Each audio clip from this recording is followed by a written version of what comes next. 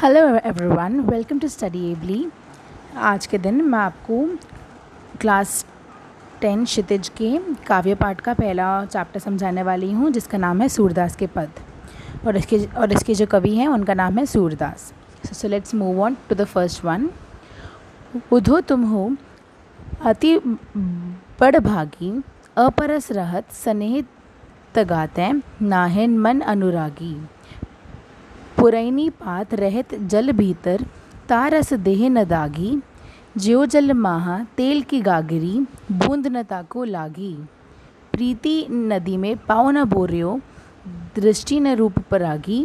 सूरदास अबला हम भूरी, गुर चांटी ज्यों पागी।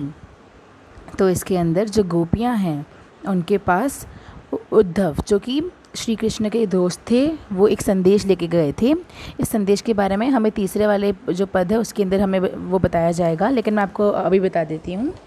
वो संदेश था योग का संदेश, कि तुम्हें योग करना चाहिए और अपनी इंद्रियों पर काबू करना चाहिए। तो फिर श्री कृष्ण ने उद्धव को ये संदेश देकर भेजा था गोपियों के पास। तो फिर गोपियों ने फिर उद्धव से कहा, सार्काज़म के साथ, यानी कि उन्होंने उद्धव पर एक व्यंग किया और कहा कि तुम तो बहुत ही भाग्यशाली हो। और उन्होंने कहा कि तुम तो बहुत भाग्यवान हो और तुम हमेशा प्रेम के बंधन से दूर रहे। तगा मतलब कि धागा, ठीक है। और बड़भागी मतलब कि भाग्यशाली। और परस मतलब कि दूर रहना। और नाहिन मतलब कि नहीं। अनुरागी मतलब कि प्रेम में डूबा हुआ। तो उन्होंने कहा कि तुम बहुत भाग्यशाली हो, क्योंकि तुम हमेशा प्रेम रूपी बंधन से, प्रेम के धागे से दूर रहे, और ना ही तुम्हारा मन कभी भी किसी के प्रेम में डूबा रहा। फिर उन्होंने कहा कि तुम तो ऐसे हो, मतलब कि फिर उन्होंने जो उद्धव है उसका कंपैरिजन किया दो चीज़ों के साथ। पहला था लोटस लीफ और दूसरा था एक तेल की गागरी। गागरी मतलब कि एक छोटी सी मटकी। तो तेल की मटकी से और एक लोटस की लीफ से उन्होंने फिर उसकी उन्होंने ये तुलना की और कहा कि जिस प्रकार लोटस का लीफ पानी में रहते हुए भी अपने ऊपर कोई दाग नहीं लगने देता। पुरैनी पात यानी कि लोटस का लीफ यानी कि कमल का पत्ता। और तो उन्होंने कहा कि जिस प्रकार कमल का पत्ता पानी के भीतर रहते हुए भी खुद के ऊपर कोई दाग नहीं आने देता, और जिस प्रकार तेल की गागरी मतलब कि तेल की मटकी पानी में रहते हुए भी अपने ऊपर एक बूंद भी नहीं रहने देती है पानी की, उसी प्रकार तुमने भी कभी भी उनके साथ रहते हुए, तुमने भी श्री कृष्ण के साथ रहते हुए कभी भी खुद को उनके प्रेम में मनमोहित नहीं होने दिया, और तुम हमेशा उनके प्रेम से अछूते रहे। फिर उसने कहा कि प्रीति नदी में पाँव न बोरियो।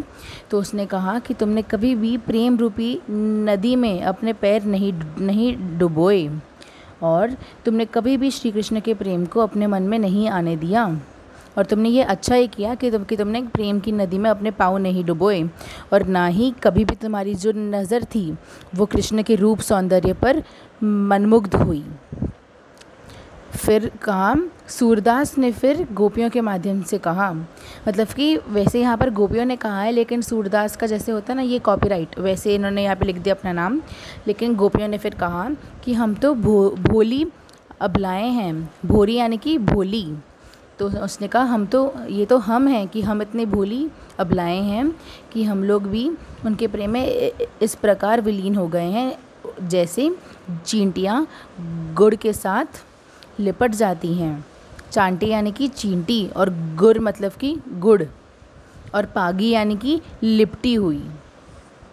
तो अब हमें इसका ट्रांसलेशन समझ आ गया। अब हम लोग इसके रिलेटेड कुछ क्वेश्चन आंसर्स को डिस्कस कर लेते हैं। पहला CBSE बोर्ड का ये सेट 1 का क्वेश्चन है, देखते हैं। लास्ट ईयर का है ये। पहला क्वेश्चन, गोपियाँ किसे बड़भागी कहती हैं और क्यों?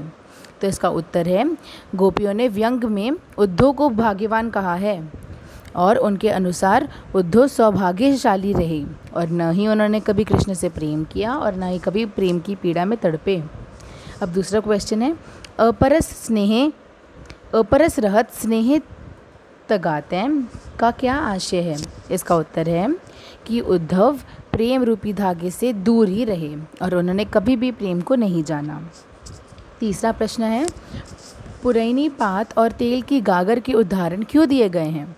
तो इसका उत्तर है कि जिस प्रकार, सबसे पहले हम लोग इसके जो ये सेंटेंस है, पहले हम लोग इसका मीनिंग देंगे, फिर हम लोग इसका रीज़न देंगे। तो इसका आंसर होगा कि जिस प्रकार कमल का पत्ता और तेल की गागर हमेशा जल एवं तेल में क्रमशः रहकर भी उनसे दूर रहते हैं, उसी प्रकार उद्धव कृष्ण के साथ रहकर भी उनके प्रेम में बंधे नहीं और वो हमेशा प्रेम से दूर रहे। अब चौथा प्रश्न है, प्रीति नदी क्या है, इसमें किसने पैर नहीं डुबोए? तो इसका उत्तर बहुत ईजी है, प्रेम में नदी प्रीति नदी है, प्रेम की नदी, और यहाँ इसमें उद्धव ने पैर नहीं डुबोए। आखिरी क्वेश्चन है, इस काव्यांश में किस भाषा का प्रयोग हुआ है? तो इसका उत्तर है ब्रज भाषा, क्योंकि ऑब्वियसली इतना तो आपने सोच लिया होगा, क्योंकि जो कृष्ण है उससे रिलेटेड जो भी चीज़ें हैं वो एक जगह पर हुई थी जिसका नाम है ब्रजभूमि। अब इससे रिलेटेड 3 और क्वेश्चन हैं जो कि CBSE के 2015 के एग्ज़ाम में सेट 2 में थे, इनको भी देख लेते हैं। पहला है, गोपियाँ उद्धव को बड़भागी क्यों कहती हैं? इसका उत्तर है, गोपियाँ उद्धव को व्यंग्य में ये कहती हैं कि वो बहुत भाग्यशाली है क्योंकि उसने कभी भी प्रेम नहीं किया और न ही उसको कभी पीड़ा हुई। नेक्स्ट क्वेश्चन है, गोपियों ने स्वयं को अबला और भोली क्यों कहा है? तो इसका उत्तर है, गोपियों ने स्वयं को अबला और भोली इसलिए कहा है क्योंकि वे अपनी सरलता से कृष्ण को अपना हृदय दे बैठी थी और अब वो सेपरेशन का दर्द सह रही हैं, अभी वो दूरी का दर्द सह रही हैं। और आखिरी क्वेश्चन है, गोपियों ने अपनी तुलना किससे की है और क्यों? तो इसका उत्तर है, गोपियों ने अपनी तुलना गुड़ से लिपटी हुई चींटियों से की है क्योंकि वो कृष्ण के प्रेम में पूरी तरह से मग्न हो चुकी हैं। अब देखते हैं कि दूसरा वाला जो पद है उसमें क्या होता है।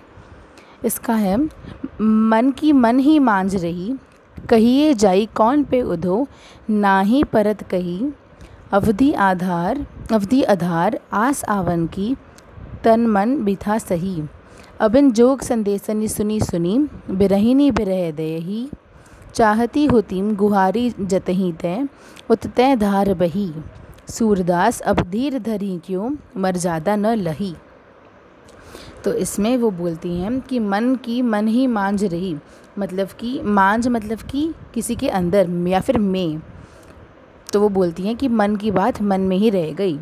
उनकी मन की बात थी कि वो कृष्ण का दर्शन चाहती थी और वो उससे मिलना चाहती थी, तो उनकी ये मन की बात उनके मन में ही रह गई और वो कंप्लेन करती इस चीज़ की उद्धव को।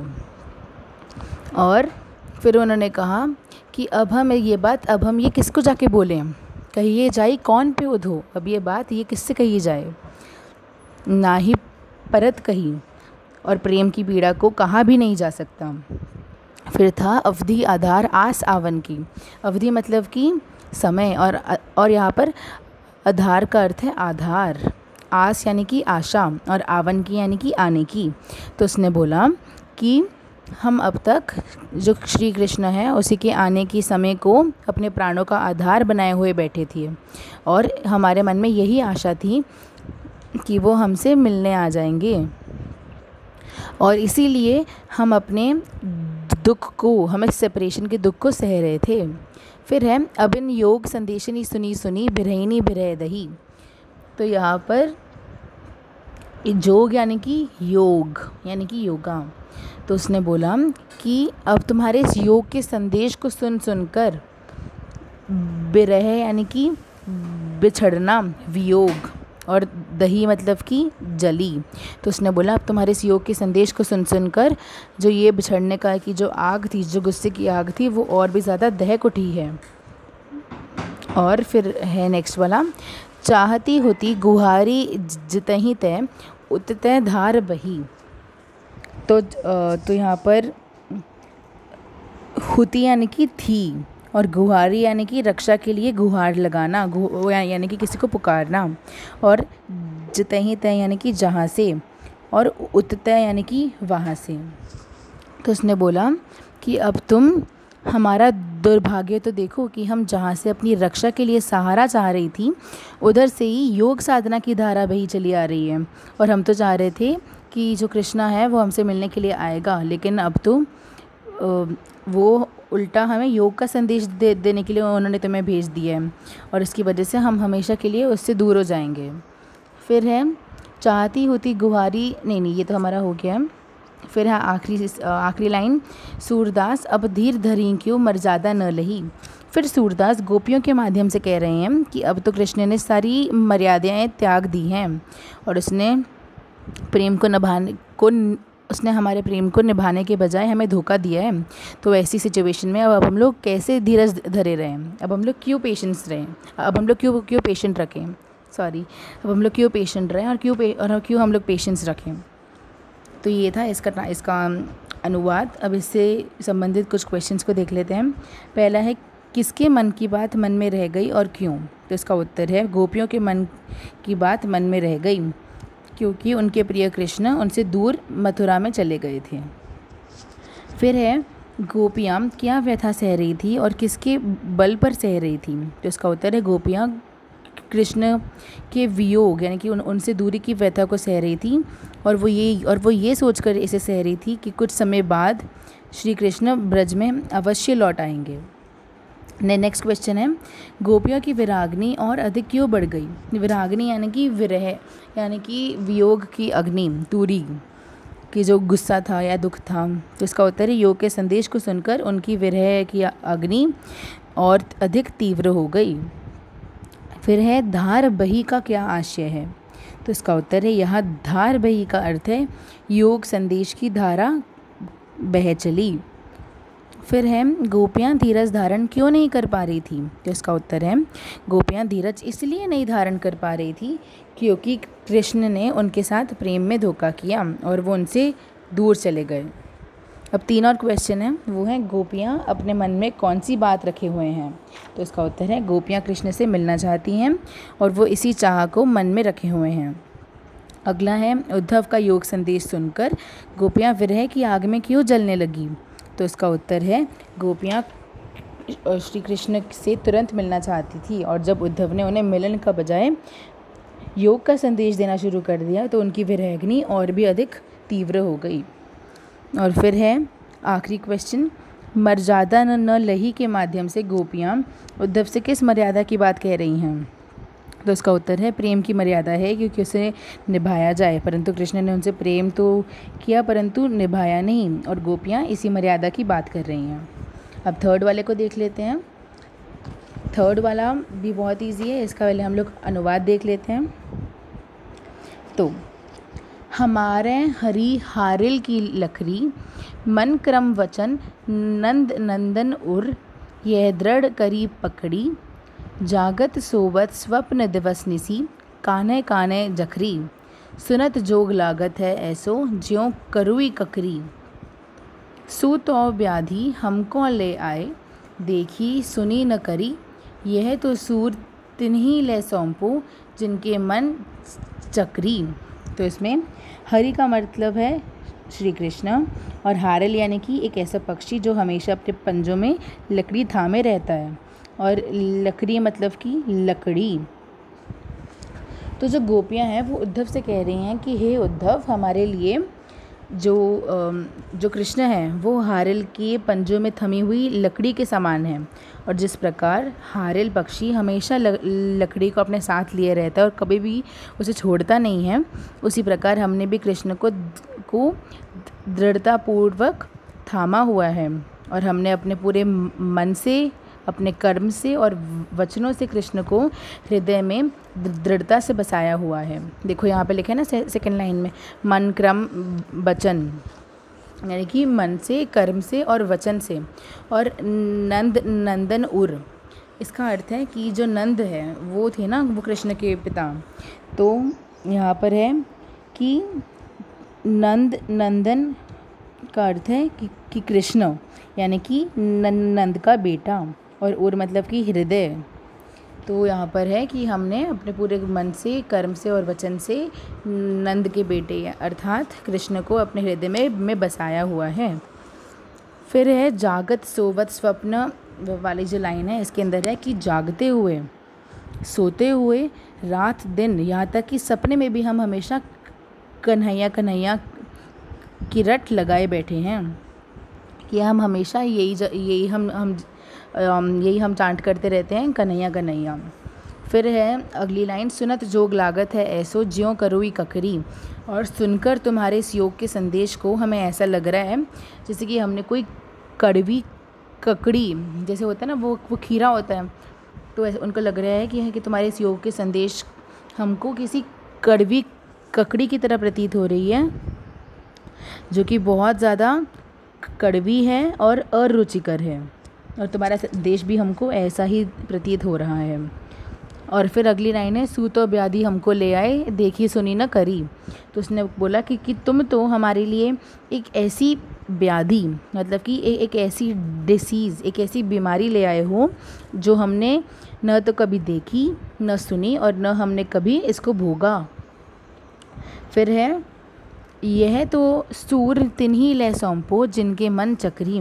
तो उसने बोला कि उद्धव, तुम यह योग साधना का संदेश उन लोगों को जाके सुनाओ जिनका मन हमेशा किसी चक्री की तरह भटकता रहता है, घूमता रहता है, पर हमारा जो माइंड है वो फिक्स्ड है और हम तो पूर्ण रूप से कृष्ण की दीवानी हैं।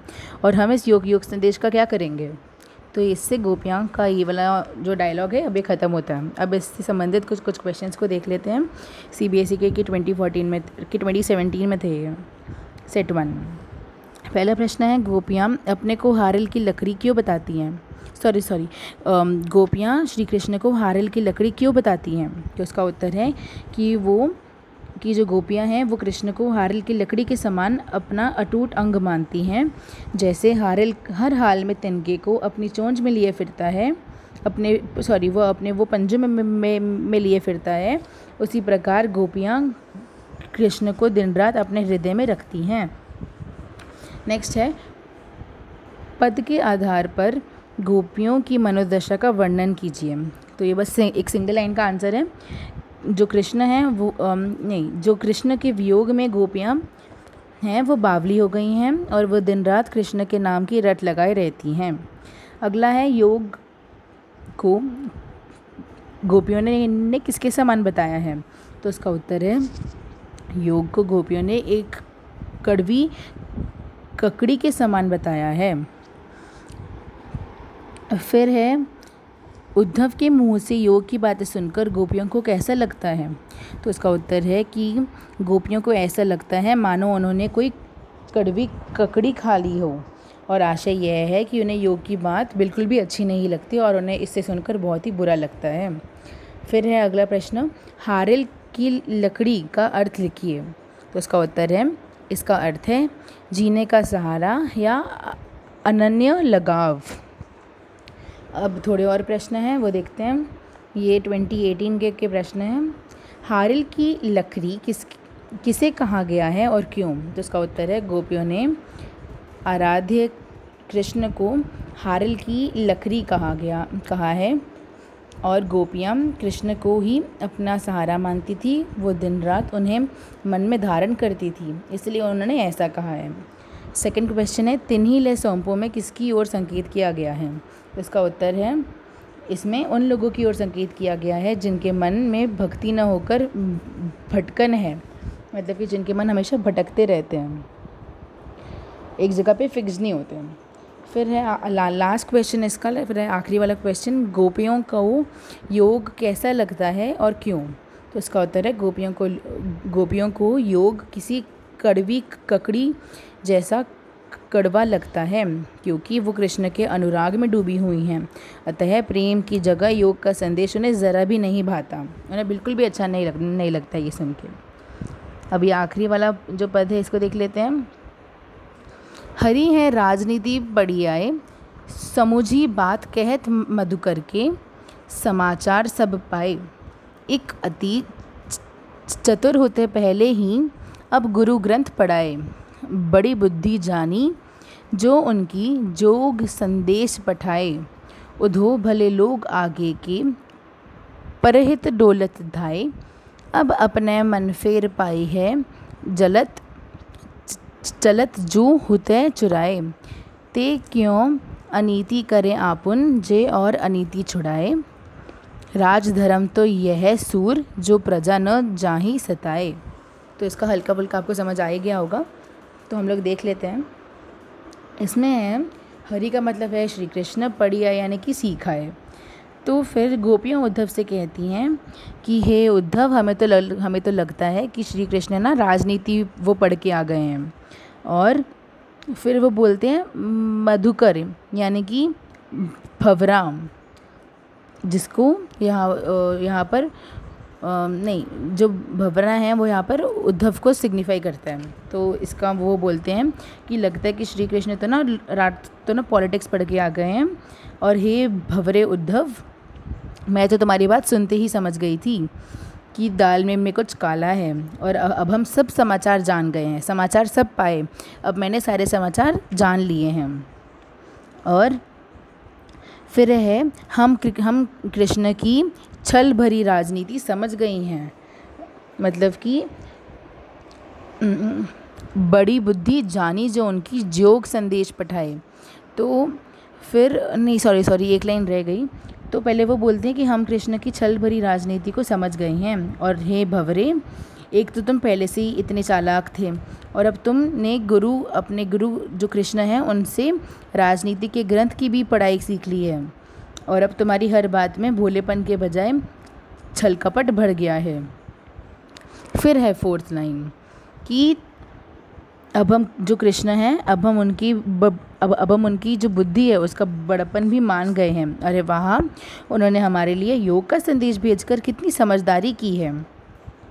तो वो बोलती हैं कि उन्होंने कितनी समझदारी की चीज़ की है, और अब हमने देख लिया कि वो कितने स्मार्ट हैं, या फिर कितने ओवर स्मार्ट है, क्योंकि यहाँ पर सब कुछ ये एक सार्काज़म के साथ बोल रही हैं। फिर वो बोलती हैं, अब है 5th लाइन कि फिर वो उद्धव से बोलती हैं कि उद्धव, पहले के लोग जो थे उनकी तो ये रीति होती थी कि वो दूसरों की भलाई के लिए, दूसरे के हित के लिए, उनके फ़ायदे के लिए इधर उधर मारे फिरते थे, इधर उधर वो दौड़ते थे ताकि वो दूसरों की मदद कर सकें। लेकिन अब हमने तुम पर से और तुम्हारे गुरु यानी कि कृष्ण पर से सारा विश्वास खो दिया है। अब हमें तुम में से किसी पर भी विश्वास नहीं है। फिर वो बोलती हैं कि अब अपने मन फेर पाइए, चलत जू हुते चुराए। तो फिर वो बोलते हैं कि चलो अब ठीक है, अब कम से कम हम हमारा जो मन था, जो श्री कृष्ण यहाँ से जाते समय हमसे चुरा कर ले गए थे, अब हम एटलीस्ट उसको तो हम वापस पा लेंगे। फिर वो बोलती हैं 2nd लास्ट लाइन के अंदर कि पर हमें एक चीज़ समझ में नहीं आती कि जो कृष्ण औरों को अन्याय से बचाते हैं वो स्वयं ही हम पर अन्याय क्यों कर रहे हैं। ते क्यों अनीति करे आपुन, जे और अनीति छुड़ाए। अनीति यानी कि अन्याय। तो फिर वो बोलती हैं कि और आपुन यानी कि स्वयं, और जे यानी कि जो। तो उसने बोला कि अब जो इंसान दूसरों को अन्याय से छुड़ाता है वो खुद ही हम पर अन्याय क्यों कर रहा है। फिर लास्ट लाइन के अंदर वो बोलती हैं, सूर के शब्दों में गोपियाँ बोलती हैं कि उद्धव, राजधर्म तो यही कहता है कि प्रजा को सताया न जाए। राजधर्म तो यह है सुर जो प्रजा न जाहि सताए, जो प्रजा न जाए सताए। ठीक है। और इसके पहले एक चीज़ रह गई थी गलती से, तो वो बोलती हैं कि वो हम पर अन्याय क्यों कर रहे हैं और वे हमें अपना प्रेम न देकर योग संदेश क्यों भेज रहे हैं। फिर वो ये चीज़ बोलती हैं कि प्रजा न सताई जाए, यही है असली राजधर्म। और फिर वो बोलती हैं कि अतः जो कृष्ण है उनको चाहिए कि वो अपना योग संदेश वापस ले लें और हमें अपना दर्शन दें। अब इससे संबंधित हम कुछ क्वेश्चंस को देख लेते हैं। गोपियों ने यह क्यों कहा है कि हरि अब राजनीति के प्रकांड पंडित हो गए हैं। तो इसका उत्तर है, गोपियाँ कृष्ण से आशा कर रही थी कि वो उनसे आकर मिलेंगे, अर्थात उन्हें अपना दर्शन देंगे, परंतु उन्होंने तो उन्हें योग के संदेश में डाल दिया, मतलब कि योग के भूल भुलैये में डाल दिया और योग का संदेश देकर। और प्रेम की दीवानी गोपियों को यह उनकी चालाकी लगती है। अब सेकंड क्वेश्चन है, गोपियों को ऐसा क्यों लगता है कि वे अब अपना मन वापस पा सकती हैं। तो इसका उत्तर है, गोपियों को लगता है कि योग वैराग्य से यानी कि योग के संदेश को यदि वो स्वीकार कर लें तो वो श्री कृष्ण के मोह से छूट जाएंगी। इस प्रकार वो अपने चुराए हुए मन को वापस पा सकेंगी। फिर है थर्ड क्वेश्चन, प्राचीन राजाओं को भला बताकर गोपियाँ क्या बताना चाहती हैं? तो इसका उत्तर है प्राचीन राजा इसलिए भले होते थे क्योंकि वो प्रजा के हित के लिए मारे मारे फिरते थे। यह कहकर वे ये बताना चाहती हैं कि कृष्ण ने उन्हें प्रेम के बदले योग का संदेश भेजकर अच्छा नहीं किया, अर्थात उन्होंने उनके साथ अन्याय किया। फिर है गोपियों ने सच्चे राजधर्म को कैसे परिभाषित किया है? तो इसका उत्तर है सच्चा राजधर्म वही है जिसमें प्रजा को दुख न हो। फिर है ते क्यों अनीति करे आपुन जे और अनीति छुड़ाए में निहित व्यंग्य को स्पष्ट कीजिए। तो इसका उत्तर है इसमें कृष्ण पर एक व्यंग किया गया है। उन्होंने जीवन भर औरों को अन्याय से छुड़ाया है, परंतु अब वे स्वयं उनसे प्रेम न रखकर उनके साथ अन्याय कर रहे हैं। अब थोड़े और क्वेश्चन है, इनको भी देख लेते हैं। गोपियाँ किस पर क्या व्यंग कर रही हैं? इसका उत्तर है कि गोपियाँ श्री कृष्ण के छल पर व्यंग कर रही हैं। उन्हें कृष्ण की बजाय योग मार्ग को अपनाना अपने साथ सरासर धोखा जान पड़ता है। जो दूसरा है गोपियाँ अब फिर से क्या पालेंगी? तो इसका उत्तर है गोपियाँ अब अपने चुराए हुए मन को पालेंगी और गोपियों को यह विश्वास है कि जब कृष्ण से उनका मोह छूट जाएगा तो वो स्वाभाविक रूप से अपने मन को फिर से पालेंगी, यानी कि वो नेचुरली अपने मन को पालेंगी। नेक्स्ट है पुराने ज़माने में सज्जन क्या किया करते थे? तो इसका उत्तर है पुराने ज़माने में सज्जन लोग बाकियों के कल्याण के लिए भागे भागे फिरते थे। फिर है गोपियाँ क्या पाना चाहती थी? तो इसका उत्तर है गोपियाँ श्री कृष्ण के दर्शन पाना चाहती थी। फिर है कृष्ण ब्रज क्षेत्र से मथुरा जाते समय अपने साथ क्या ले गया था? तो इसका उत्तर है कृष्ण गोपियों का हृदय अपने साथ ले गया था। तो यही थे इसका अनुवाद, शब्दार्थ और इससे संबंधित कुछ क्वेश्चंस। अभी हम बाकी अगले वाले वीडियो के अंदर हम चैप्टर के कुछ क्वेश्चन आंसर्स को देखेंगे और फिर इसको समझेंगे। Thank you.